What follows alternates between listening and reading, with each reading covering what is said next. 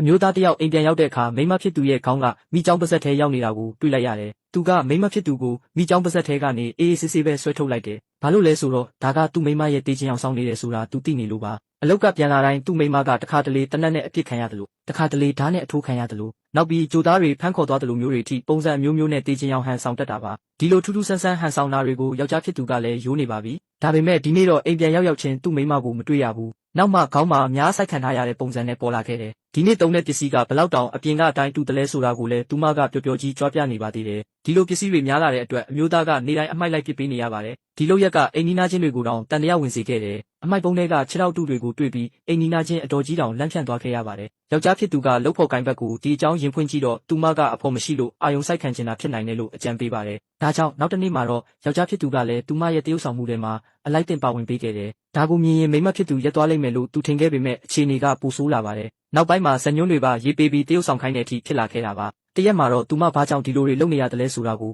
ယောက်ျားဖြစ်သူကမေးလိုက်ပါတယ်။ဒါပေမဲ့အဖြေမရခင်မှာပဲသူမရဲ့ဖခင်နေမကောင်းလို့ဆေးရုံတင်လိုက်ရတယ်ဆိုတဲ့သတင်းကြားလိုက်ရတယ်။ဆေးရုံရောက်တော့မှသူမရဲ့ဖခင်ကအမှန်တရားကိုပြောပြခဲ့ပါတယ်။သူမအသက်9နှစ်အရွယ်မှာမိခင်ဖြစ်သူဆုံးပါသွားခဲ့တယ်။အဲ့ဒီအချိန်မှာဖခင်ဖြစ်သူတိတ်တိတ်လေးငိုနေတာကိုသူမကတွေ့ခဲ့ရပါတယ်။ဖခင်ဖြစ်သူကိုပျော်ရွှင်စေခြင်းနဲ့စိတ်နဲ့သူမကနေတိုင်းတူတူပုံတန်းကစားပြီးဖခင်ကိုလိုက်ရှာခိုင်းခဲ့ပါတယ်။အစပိုင်းမှာဖခင်ဖြစ်သူကစိတ်ပြက်ခဲ့ပေမဲ့နောက်ပိုင်းမှာတော့အိမ်ပြန်လာရတာကိုပျော်ရွှင်လာခဲ့ပါတယ်။အခုမှအမျိုးသားကအားလုံးကိုနားလည်သွားခဲ့ပါတယ်။ငငယ်ရွယ်ရွယ်နဲ့အမေဖြစ်သူဆုံးရှုံးခဲ့ရတဲ့အတွက်ချစ်ရသူတယောက်ဆုံးရှုံးသွားတဲ့အခါကြံရစ်သူဘယ်လောက်ခံစားရတယ်လဲဆိုတာကိုသူမကသိနေပါတယ်။ဒါကြောင့်သူမနေတိုင်းတေဟန်ဆောင်ပြနေတာဟာယောက်ျားဖြစ်သူကိုဒီအခြေအနေနဲ့ရင်ပါသွားအောင်လေ့ကျင့်ပေးနေတာပါ။တနေ့မှာသူမတကယ်ပဲတေဆုံးသွားခဲ့ရင်တော့ယောက်ျားဖြစ်သူအနေနဲ့အရန်ကြီးဝမ်းမနှဲစေခြင်းနဲ့မေတ္တာစိတ်ကြောင့်ပဲဖြစ်ပါတော့တယ်။